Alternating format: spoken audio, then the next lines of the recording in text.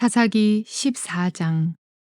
삼손이 딥나에 내려가서 거기서 블레셋 사람의 딸들 중에서 한 여자를 보고 올라와서 자기 부모에게 말하여 이르되, 내가 딥나에서 블레셋 사람의 딸들 중에서 한 여자를 보았사오니 이제 그를 맞이하여 내 아내로 삼게 하소서 하매, 그의 부모가 그에게 이르되, 네 형제들의 딸들 중에나 내 백성 중에 어찌 여자가 없어서 네가 할례 받지 아니한 블레셋 사람에게 가서 아내를 맞으려 하느냐 하니, 삼손이 그의 아버지에게 이르되, 내가 그 여자를 좋아하오니 나를 위하여 그 여자를 데려오소서 하니라.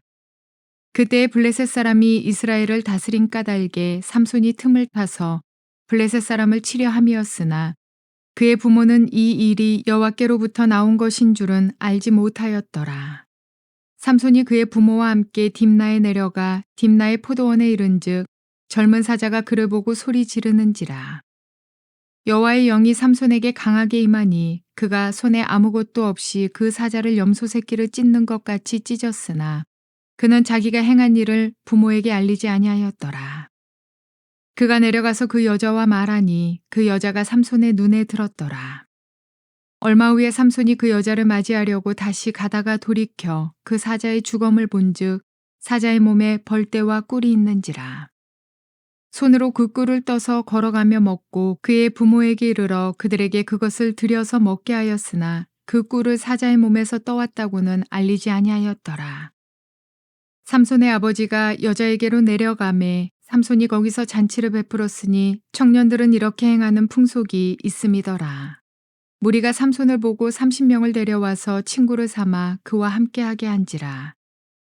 삼손이 그들에게 이르되, 이제 내가 너희에게 수수께끼를 내리니 잔치하는 이래 동안에 너희가 그것을 풀어 내게 말하면 내가 배옷 30벌과 겉옷 30벌을 너희에게 주리라.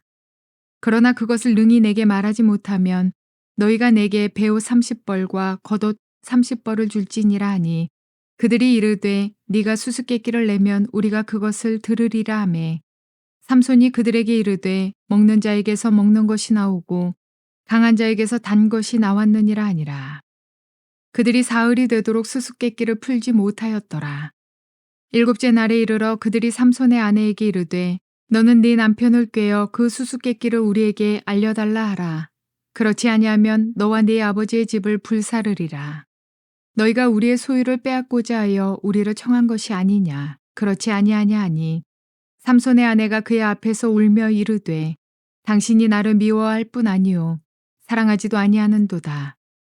우리 민족에게 수수께끼를 말하고 그 뜻을 내게 알려주지 아니하도다 하는지라. 삼손이 그에게 이르되, 보라, 내가 그것을 나의 부모에게도 알려주지 아니하였거든 어찌 그대에게 알게 하려 하였으나 7일 동안 그들이 잔치할 때 그의 아내가 그 앞에서 울며 그에게 강요하므로 일곱째 날에는 그가 그의 아내에게 수수께끼를 알려주매 그의 아내가 그것을 자기 백성들에게 알려주었더라. 일곱째 날 해지기 전에 성읍 사람들이 삼손에게 이르되, 무엇이 꿀보다 달겠으며 무엇이 사자보다 강하겠느냐 한지라.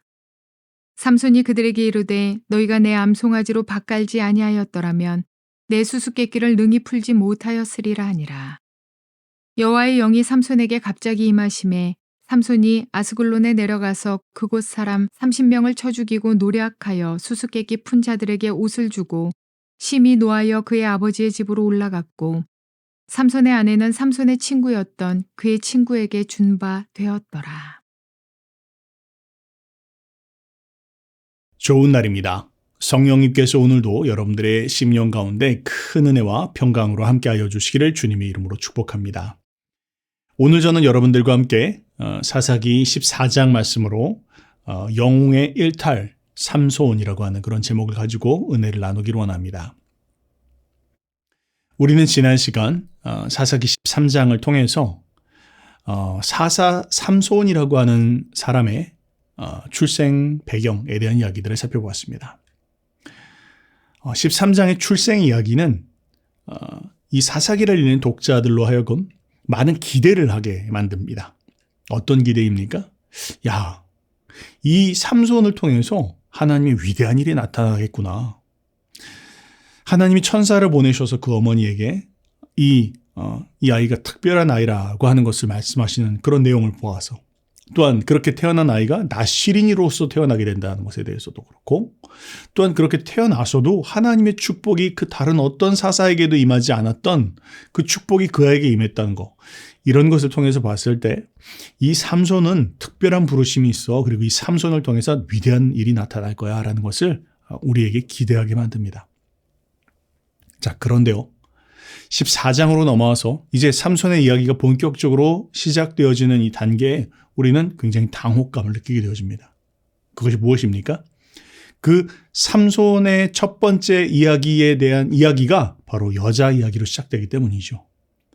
자, 그런데요, 이것은 우리에게 여러 가지를 생각해 보게 됩니다. 삼손은요, 사실은요, 삼손의 이야기는 처음만이 아니고 처음부터 끝까지 여자 이야기부터 시작해서 여자 이야기로 끝납니다.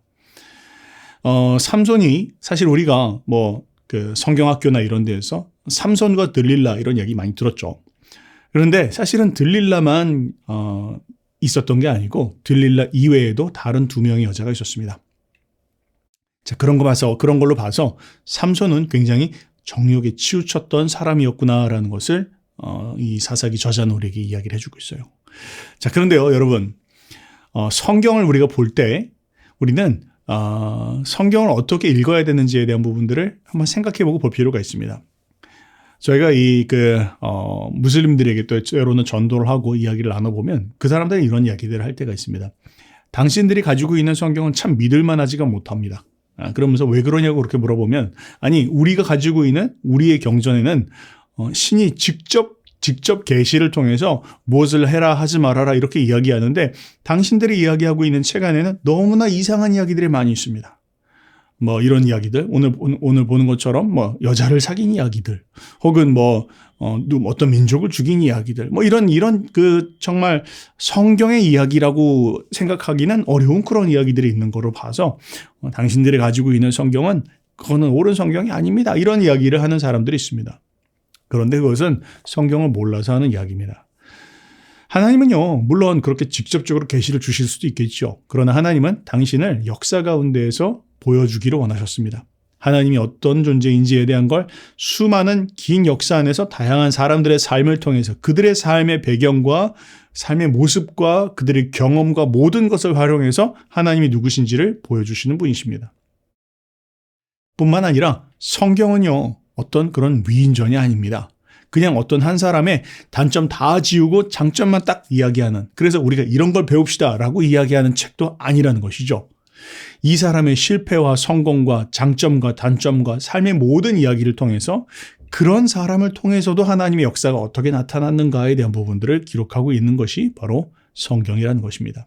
그래서 오늘 우리는 이 삼손의 이야기를 들어가면서 삼손의 성공 이야기만이 아니라 삼손의 어두운 부분들, 물론 사실은 삼손은 어두운 부분들이 더 많긴 하지만요, 그런 이야기를 통해서 우리에게 던져주는 메시지가 무엇인지를 볼 수 있어야겠습니다. 자, 그런데요, 이제 삼손의 이야기로 구체적으로 들어가기 전에 우리가 삼손의 이야기를 읽는 한 가지 관점이 있어야 된다, 먼저 기억하기를 바랍니다. 삼손의 이야기를 읽을 때 우리는 삼손이 그냥 한 개인으로서의 삼손이라는 것만큼이나 중요하게 삼손이 이스라엘을 대표한다라는 것을 이해할 필요가 있습니다. 쉽게 말하면 삼손의 이야기는 그냥 삼손의 이야기이기도 하지만, 그러나 이스라엘 전체가 삼손의 삶 가운데 굉장히 압축적으로 나타나 있다라는 것을 기억하자라는 것입니다. 삼손의 이야기를 읽어보면 특별한 하나님의 부르심 가운데에서 부름을 받았지만, 그러나 그 하나님의 그 기대와 부르심과는 정반대의 삶을 살았던 그 삼손의 삶을 통해서 하나님의 특별한 부르심 가운데 애굽에서 건져내었지만, 그러나 그 하나님의 부르심에 미치지 못한 삶을 살았던 이스라엘 백성들의 모습이 삼손 삶 안에 투영되어져 있다는 것입니다. 그 관점을 놓치지 말아야 된다는 것입니다. 자, 그럼 한번 삼손의 이야기로 들어가 보도록 하죠. 자, 삼손의 이야기는 1절에 이렇게 이야기합니다. 삼손이 딥나에 내려가서 거기서 블레셋 사람의 딸들 중에서 한 여자를 보고 그렇게 시작을 하네요. 자, 삼손은요, 이스라엘의 사사, 그 중에서도 제일 마지막 사사로서 하나님께서 블레셋으로부터 이스라엘을 구원하기 위하여 하나님이 선택하신 사사입니다. 그렇다면 사사는 마땅히 이 블레셋에 대한 이야기가, 예를 들면 딥나에 내려가서 뭐 블레셋 이런 이야기가 나오면 당연히 우리는 사사로서 그가 어떤 일을 할 것인가에 대한 부분들을 기대하게 보게 되죠. 자, 이스라엘 백성들에게는 두 가지 사명이 있었다. 여러분 기억나시죠? 이스라엘 백성들에게 두 가지 사명은 무엇이었습니까? 첫 번째는 군사적인 사명으로 그 땅에 있는 모든 민족들을 다 몰아내고 진멸시키고 그리고 하나님의 정복사업을 완수하는 것이고, 두 번째는 신앙적인 부분으로 그 가운데 하나님 나라의 문화, 현지의 문화나 가나안 사람들의 풍습과 문화에 물들거나 동화되지 말고 또 그들과 혼인하지 말고 그 땅에 하나님 나라의 문화를 세우는 것, 그것이 이스라엘의 사명이었습니다. 자, 그런데요, 지금 그 이스라엘이 또한 그 가운데서도 지도자로 뽑힌 사사가 어떻게 행동하고 있는지를 보라는 것입니다. 자, 그들이요, 그 사사 삼손이 블레셋을 괴멸시키고 그리고 블레셋에 있는 모든 그런 이방 민족들을 다 내어쫓고 문화를 다 깨끗하게 하는 그런 일들을 기대했었는데, 정작 사사 삼손은 그 블레셋 땅으로 들어가더니 그냥 블레셋 여자를 보았더라. 그 여자를 구경하고 왔더라. 그 가운데 누가 내 신부감이 될 것인가? 그들의 외모는 어떠하더라? 그거를 보고 있었더라고 지금 성경은 우리에게 지금 고발해주고 있다는 것입니다. 자기의 부르심과 자신의 사명을 영 잊어버리고 살아가고 있는 부름받은 삼손. 그 이야기를 지금 1절은 우리에게 고발하고 있다는 것이죠. 그러면서 2절은 이렇게 이야기합니다. 그가 올라와서 자기 부모에게 말하여 이르되, 내가 딥나에서 블레셋 사람의 딸들 중에 한 여자를 보았사오니 이제 그를 맞이하여 내 아내로 삼게 하소서. 뭘 이야기합니까? 그 블레셋 사람에 들어가서 어떻게 블레셋을 진멸하고 또 하나님의 사명을 완수할까를 생각한 게 아니라 오히려 거기 가서 누가 내 아내가 될 거냐, 내가 어떤 여자와 결혼을 할 거냐, 그거를 가지고 보고 있다가 어떤 한 여자가 눈에 들어왔던 것 같아요. 그리고서는 부모에게 와서 쪼릅니다. 저 여자랑 내가 결혼하게 해주세요 라고 하고 아주 당돌하게 그렇게 이야기를 합니다. 자, 우리 오늘날은 당연히 자기가 원하는 사람하고 결혼을 하지만요, 당시의 문화는 그렇지 않습니다. 당시의 문화는 부모가 지참금을 가지고, 남자의 부모가 지참금을 가지고 여자의 부모에게 찾아가서 그에게 값을 물고 그리고 여자를 데려오는 간단하게 그런 문화를 가지고 있습니다. 그러니까 삼손도 자기가 그냥 덜컥 결혼할 수는 없으니까요, 지금 부모에게 쪼르고 있는 것이죠. 당연히 부모는 거기에 대해서 허락하지 않습니다. 아니, 어떻게 저 할례 받지도 않은 블레셋 사람에게 이스라엘 사람들 가운데 결혼할 사람이 없단 말이냐 하면서 3절에 이렇게 이야기를 합니다. 그의 부모가 그에게 이르되, 내 형제들의 딸들 중에나 내 백성 중에 어찌 여자가 없어서 내가 할례 받지 아니한 블레셋 사람에게 가서 아내를 맞으라고 하느냐라고 하면서 황당해합니다. 그러면서 이유가 뭐냐? 아마 이렇게 물었겠죠. 근데 그 이유에 대해서 삼손의 대답이 참으로 놀랍습니다. 하반절에 이렇게 이야기합니다. 삼손이 그의 아버지에게 이르되, 내가 그 여자를 좋아하오니 나를 위하여 그 여자를 데리고 오소서 하니라. 그렇게 이야기합니다. 네, 간단합니다. 이유는 무엇입니까? 내가 그 여자를 좋아합니다. 입니다. 자, 이걸 조금 더 히브리어 원어를 그냥 직역해서 이야기하면, 왜냐하면 내 눈에 그녀가 옳기 때문입니다. 그녀의 외모도 그렇고 그녀의 삶의 방식도 그렇고 그녀가 믿고 있는 종교도 그렇고 그녀가 추구하는 그 모든 삶의 스타일과 풍습이 내 눈에 옳다라고 여겨집니다. 그렇게 직역할 수 있습니다. 놀랍죠? 자, 여기서 우리는 바로 사사기의 핵심 그리고 이스라엘의 핵심에 대한 부분들을 보게 됩니다. 사사기의 핵심은 뭘 이야기합니까?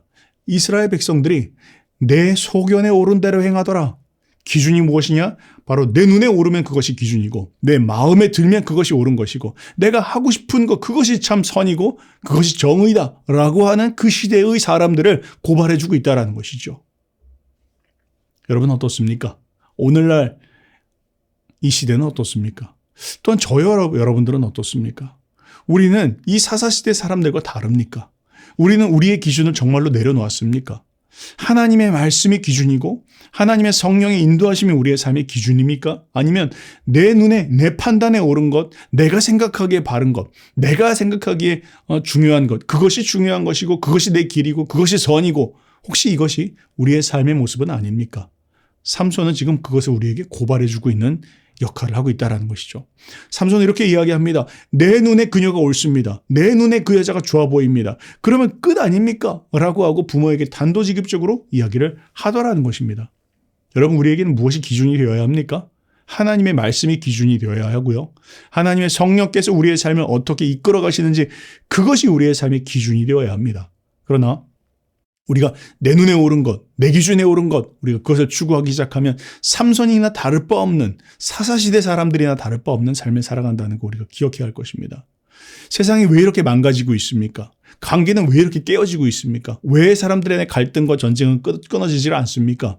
모든 사람들이 다 각자 하나님의 뜻이 분명히 있음에도 불구하고 무엇이 옳다 무엇이 그르다 하나님이 분명히 우리에게 기준을 말씀하심에도 불구하고 하나님의 말씀의 기준을 따라 살아가지 않고 각자가 내 소견에 옳은 것대로 살아가니 수천만 사람들이 수천만의 기준을 가지고 살아가느라 전쟁이 끊어지지 않고 갈등과 혼란이 끊어지지가 않는 것입니다. 내가 옳은 것이 선이 아닙니다. 내가 생각하는 것이 그게 기준이 아닙니다. 우주가 내 중심으로 도는 게 아니라는 거 우리가 기억해야 할 것입니다. 성경은 지금 그것을 이야기하고 있습니다. 그러면서 사사가 어떻게 이럴 수 있지? 그런 질문 안에서 성경은 또 이렇게 이야기합니다. 4절 말씀에 혼란스러워하는 독자들을 위해서 4절 신학적인 주석을 붙입니다. 4절 말씀에 삼손의 부모는 여호와께서 이 일을 계획하셨다는 것을 모르고 있었습니다. 여호와께서 블레셋 사람들을 칠 기회를 찾고 계셨습니다. 그때 이스라엘은 블레셋의 다스림을 받고 있었습니다. 그렇게 기록하고 있네요. 자, 뭘 이야기합니까? 이 일이 여호와께서 계획하신 일이었다라고 그렇게 적혀 있습니다. 그러나 이건 좀 우리가 해석이 필요합니다. 그 말이 삼손의 이런 얼투당투한 그런 행동이 하나님의 계획 가운데 인도되어졌다라는 것이 아닙니다. 이 말은 이런 것입니다. 하나님께서는 삼손을 통해서 블레셋을 칠 수 있도록 그 기회를 보고 계셨다. 그러나 삼손은 자신의 정욕에 이끌려서 끊임없이 일탈 행위를 하였다. 계속해서 정상적인 트랙을 벗어났다. 그러나 하나님께서는 그것조차 사용하셔서 삼손으로 하여금 자신의 부르심을 다할 수 있도록 그 일을 지금 사용하고 계시다라는 것을 의미합니다. 그의 일탈 행위가 정당화되어진다라는 게 아니라 하나님은 그럼에도 불구하고 이 삼손을 사용하셔서 하나님의 일을 이룰 수 있도록 하기 위해서 지금 상황을 보고 계셨다라는 것을 이야기하고 있다는 것이죠. 여러분, 그런 자동차 한번 타보셨습니까? 타이어가 한쪽에 펑크가 났습니다. 그러면 여러분 어떻게 되죠? 핸들을 우리가 잡고 아무리 이렇게 수평으로 가려고 하더라도 제대로 쭉 차가 나가지 못하죠. 항상 한쪽으로 기웁니다. 삼손의 삶이 마치 그와 같다라는 것이죠. 한쪽으로 기울여서, 그러니까 정욕에 치우쳐서 내 옳은 대로 내 소견대로 살아가는 삶을 하나님께서 바른 방향으로 이끌 수 있도록 자신의 부르심과 사명을 다하는 삶으로 갈 수 있도록 핸들을 늘 꺾으실 수밖에 없었다. 지금 그 얘기를 하고 있는 것입니다. 우리의 삶에도 우리가 깊이 생각해 봐야 합니다. 나는 과연 하나님께서 부르신 그 사명을 다하면서 그 방향을 향해서 내 삶을 나가고 있는지, 혹은 나는 나의 정욕과 나의 옳은 기준과 내가 하고 싶은 것이 절대 선이 되어서 살아가고 있지는 않은지 생각해 봐야 할 것입니다. 5절부터 9절까지는요. 그런 이야기의 맥락 속에서 삼손이 사자를 찢어 죽인 이야기를 하고 있습니다. 자, 5절, 7절 말씀 한번 읽어보죠. 삼손이 그의 부모와 함께 딥나에 내려가, 그렇게 시작합니다. 삼손이요, 그 부모를 데리고 이제 내려갑니다. 자식 이기는 부모 없다고 삼손의 등살에 못 이겨서 그 부모가 함께 딥나로 내려가게 됐다는 것이죠. 딥나의 포도원에 이른즉 젊은 사자가 그를 보고 소리 지르는지라, 그렇게 이야기하고 있습니다. 자, 그런데 여기서 잠깐 멈춰 봅시다. 뒤에 흐름을 보면요, 같이 내려가다가 삼손의 부모들은 어디로 간 것 같습니다. 너무 많이 걸었는지 나무 밑에서 쉬고 있었던 것 같습니다. 그러면서 삼손이 지금 혼자서 그 주변을 돌기 시작했는데 어디를 갔어요? 그가 지금 딥나의 포도원에 이르렀다, 그렇게 이야기하고 있습니다. 자, 그런데요, 포도? 이건 우리가 조심해야죠. 이 사람 누굽니까? 나시린입니다. 나시린은요, 포도원 근처도 가면 안 됩니다. 포도, 포도즙, 포도주스, 건포도, 포도와 관련된 건 그 어떤 것도 나실에게는 허용되지 않습니다. 그런데요, 지금 삼손이 포도원에 이르렀다, 그렇게 이야기하고 있어요. 그러니까 거기서 포도원에서 어슬렁어슬렁 거렸다는 것이죠. 포도를 몇 개 따먹었는지 모르겠습니다. 그런데 그러다 보니까 갑자기 젊은 사자 한 마리가 갑자기 소리를 지면서 나왔다라는 것입니다. 너무 위급한 상황이니까 여호와의 영이 그에게 임해서 그 젊은 사자를 찢었지만, 그런데 여기서 우리가 기억해야 될 게 있죠. 나시린의 세 번째였죠. 시체를 만져서는 안 된다. 죽은 것을 만져서는 안 된다는 것이에요. 자, 그러면요, 지금 이 삼손은 뭘 한 겁니까? 포도원에 들어갔죠. 뿐만 아니라 죽은 시체를 만졌죠. 그러면 어떻게 해야 됩니까? 뭐 시체를 만지려고 만진 게 아니었다 할지라도 그는 여기서 멈췄어야 됐습니다. 그리고 나시린의 규례로서 다시 하나님 앞에 서원을 회복할 수 있는 기간을 가져야 합니다. 그런데요, 삼손이 이걸 알았을까요? 몰랐을까요? 보니까 삼손이 이것을 알았습니다. 어떻게 알 수 있습니까? 부모에게 이야기를 하지 않더라라고 성경은 기록하고 있습니다. 6절 말씀에 여호와의 영이 삼손에게 강하게 임하니 그가 손에 아무것도 없이 그 사자를 염소 새끼 찢는 것 같이 찢었으나 그는 자기가 행한 일을 부모에게 알리지 아니하였더라. 포도원에 들어간 것, 시체를 만진 것 이야기하지 않습니다. 이유는 무엇입니까? 지금 자기의 눈에 오른 대로 내가 생각하는 그 일을 지금 해야 되거든요. 무엇입니까? 가서 딥나의 그 여인, 블레셋 여인을 만나는 일입니다. 부모에게 그 여인을 보여주는 일입니다.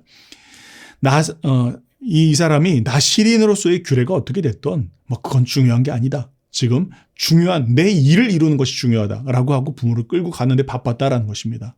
그렇습니다. 우리가 하나님께서 우리에게 주신 기준이 우리의 삶의 기준이 되어지지 않으면 모든 것들을 우리가 무시하고 내 생각대로 내 뜻대로 상황을 몰아갈 수 있다는 것이죠. 삼손이 지금 그렇게 나가고 있다는 것입니다. 8절 9절 말씀은 또 이렇게 이야기합니다. 얼마 후에 삼손이 그 여자를 맞이하려고 그렇게 기록하고 있네요. 그 말은 이제 그렇게 해서 부모에게 그 여인을 보여주고 다시 부모는 돌아간 후에 삼손이 다시 부모와 함께 이제 그 여자와 결혼하려고 내려가고 있는 상황입니다. 그 여자를 맞이하려고 다시 가다가 돌이켜 어디로 갔을까요? 그러나 그 사람이 삼손이 내려가다가 돌이켜 그 포도원으로 다시 들어갑니다. 또다시 어기고 있는 것이죠. 호기심이 발동한 것 같아요. 그때 죽였던 그 사자가 어떻게 됐는지 보니까 그 사자의 주검을 본즉 사자의 몸에 벌떼와 꿀이 있는지라. 돌아 나와야 되죠. 시체를 만져서는 안 됩니다. 그때의 실수를 반복해서는 안 됩니다. 그런데 이 삼손은 어떻게 합니까? 손으로 그 꿀을 떠서 걸어가며 먹고 그의 부모에게 이르러 그에게 그것을 들여 먹게 하였으나 그렇게 이야기하고 있습니다. 자, 삼손은요. 나시린의 규례가 무엇인지 알고도 해선되는 것, 해선 안 되는 그 기준이 자신의 마음 가운데 없는 모습을 우리가 볼 수 있습니다. 대수롭지 않게 선을 넘었다라는 것이죠. 여러분, 우리의 삶에 하나님이 그어놓으신 선이 있습니다. 하나님께서 하라는 것이 있고 하지 말라고 하신 선이 있습니다. 한계를 아는 것이 신앙인의 모습입니다. 하나님께서 내 삶에 하지 말라, 하라 하고 하신 그 선을 우리가 기억하고 하나님이 하라고 하신 일들에 최선을 다하고 하지 말라는 것은 하지 않는 것이 우리의 삶의 기준입니다. 선이 있다라는 것이죠. 그런데 어떤 사람들 보면 선이 없습니다.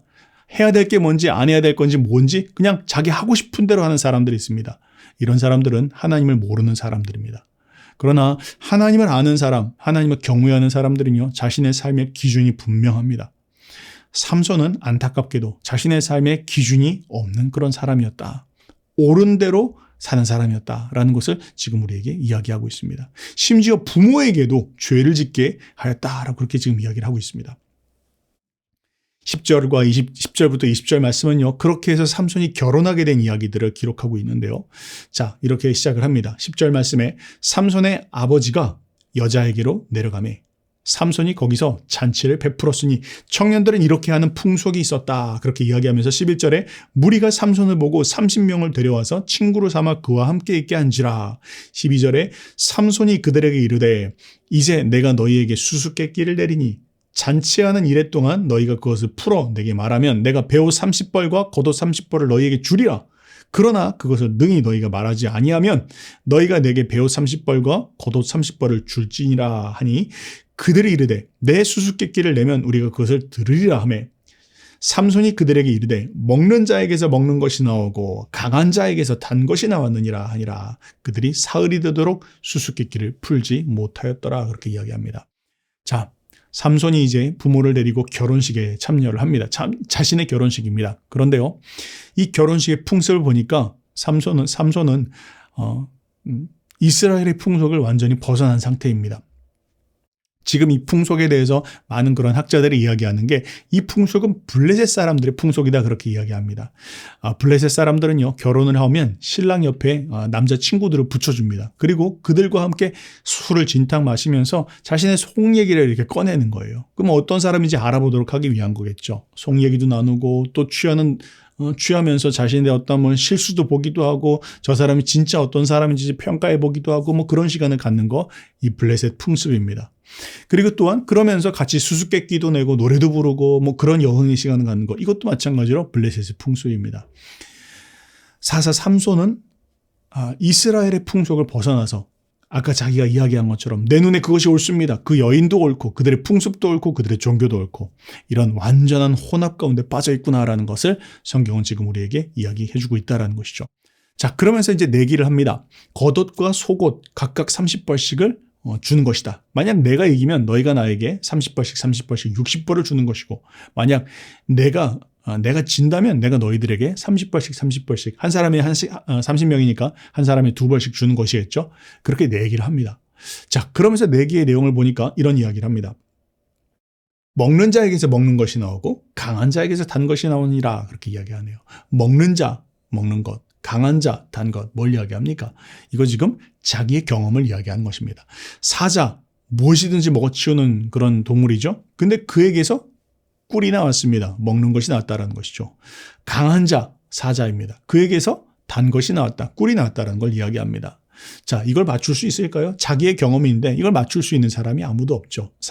삼손 자기 혼자만 알고 있는 것입니다. 그러니까 지금 며칠째 끙끙 앓고 있어도 저 사람들이 하객들이 친구들이 그것을 맞추지 못하게 된 거예요. 급기야는 너무 화가 나서 그 친구들이 이제 이 삼손의 아내를 붙잡고 괴롭히기 시작합니다. 15절 말씀입니다.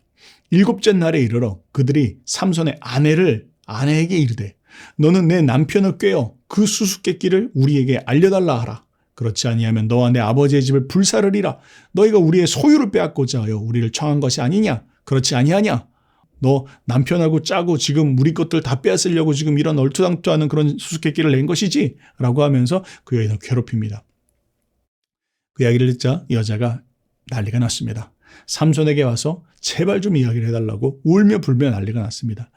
여자가 울면 그거 이길 수 있는 남자 있을까요? 막 울고 있으니까 이 삼손이 마지못해서 부모에게도 이야기하지 않은 건데 라고 하면서 그에게 이야기를 합니다. 17절 말씀에 7일 동안 그들이 잔치할 때 그의 아내가 그 앞에서 울며 그에게 강요함으로 7째 날에는 그가 그의 아내에게 수수께끼를 알려주매 그의 아내가 그것을 자기 백성들에게 알려주었더라 그렇게 이야기합니다. 그리고 나서는 그 이야기를 자기 친구들에게 그 남자들에게 30명에게 그것을 이야기를 합니다. 너무 쉽게 문제를 풀어버리게 된 것이죠. 삼손은 그 이야기를 듣고 너무나 화가 납니다. 그리고는 이렇게 이야기를 합니다. 18절 말씀에 7째 날 해지기 전에 성읍 사람들이 삼손에게 이르되 무엇이 꿀보다 달겠으며 무엇이 사자보다 강하겠느냐 한지라. 삼손이 그들에게 이르되 너희가 내 암송아지로 밭을 갈지 아니하였더라면 자기 지금 아내를 암송아지라고 비하한 거예요. 화가 많이 난 겁니다. 내 아내를 괴롭혀가지고 너희가 이 문제를 풀었구나 라고 하면서 내 수수께끼를 능히 풀지 못하였으리라 하면서 삼손이 아주 화가 났습니다. 그리고 나서 19절에 이렇게 이야기합니다. 여호와의 영이 삼손에게 갑자기 임하심에 삼손이 아스글론으로 내려가 아스글론은 딥나라는 곳에서 30km나 내려가야 되는 곳입니다. 얼마나 씩씩거렸던지 그곳까지를 내려가서 그리고는 거기서 그곳 사람 30명을 쳐 죽이고 노력하여 수수께끼 푼 자들에게 옷을 주고 심히 노하여 그의 아버지의 집으로 올라갔다 그렇게 이야기를 합니다. 30km나 내려가서 거기에 있는 사람 30명을 치고 옷들을 빼앗아 와가지고 그 친구들한테 주고 그리고 아내를 버려버리고 올라왔다 그렇게 이야기하는 것입니다. 자, 그런데 여기서 멈춰야 될 것이 있습니다. 무엇입니까? 지금 이 사람은 사사입니다. 하나님께서 이스라엘 백성들을 블레셋의 손으로부터 건져내기 위해서 부름받은 자입니다. 이쯤 됐으면 자기가 블레셋의 사람을 치기도 하고 하면서 블레셋을 진멸하고 이런 이야기가 나와야 되는데 삼손은 일절 거기에는 관심이 없습니다. 자기의 관심은 무엇입니까? 인간 삼손의 관심은 자신의 수치를 가리기 위하여 하나님의 영을 사용하는 그런 모습을 보게 되어집니다. 자, 여러분 우리가 여기서 한번 마무리를 지어봅시다. 하나님은요, 삼손이라는 인물을 통해서 하나님의 위대한 역사를 이루시기 위해서 그에게 기름 부어주시기도 하고 그를 특별한 계획 가운데 인도하여 주셨습니다. 그러나 그런 하나님의 특별한 축복과 은총이 있는 삼손은 그 하나님의 뜻과 계획에는 관심이 없습니다. 그리고 자신의 일을 이루어가는 것, 자신의 목적을 성취하는 것을 위해서 때로때로 하나님의 능력을 그저 사용만 하고 있습니다.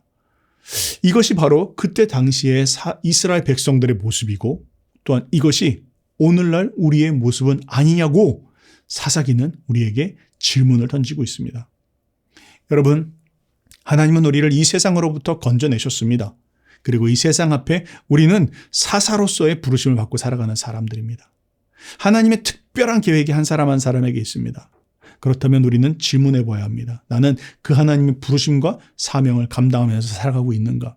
위대한 영웅과 같은 그런 부르심과 기름 부으심이 나에게 있는데 나는 과연 그 일을 위해서 나의 삶에 초점을 맞추고 있는지, 그것이 아니라 일탈된 삶을 살고 있지는 않은지, 그저 내 목적과 내 이익과 내 기준을 따라 살아가는 것, 그것이 나의 모습은 아닌지 우리 한번 생각해 볼 수 있어야겠습니다. 그런 은혜가, 그런 돌아보는 시간들이 될 수 있기를 주님의 이름으로 축복합니다.